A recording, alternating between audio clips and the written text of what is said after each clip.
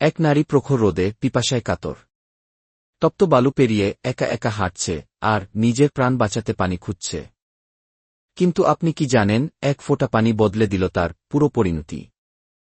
একদিন এক নারী মরুভূমি পেরিয়ে যাচ্ছিল।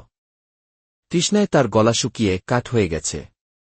ক্লান্তি আর তৃষ্ণাতে শরীরের শক্তি প্রায় শেষ। অবশেষে মরুভূমির মধ্যে সে একটি কুয়া খুঁজে পেল। সে নিচে নেমে পানি পান করল। কিন্তু সে যখন উপরে উঠল তখন দেখল একটি কুকুর তৃষ্ণায় কাতর হয়ে হাঁপাচ্ছে আর জিহবা বের করে শুয়ে আছে। নারীর হৃদয় কেঁদে উঠল। সে ভাবল, এই কুকুরটিও আমার মতোই তৃষ্ণায় কষ্ট পাচ্ছে। সে আবার কুয়ার ভেতরে নামল এবং নিজের জুতো খুলে তাতে পানি ভরল। মুখে ধরে উপরে উঠল আর সেই কুকুরটিকে পানি পান করাল। রাসূলুল্লাহ সাল্লাল্লাহু আলাইহি ওয়াসাল্লাম বলেছেন, আল্লাহ তাআলা ওই নারীর এই দয়ার কারণে তার সব গুনাহ মাফ করে দিলেন এবং তাকে জান্নাতে প্রবেশ করালেন।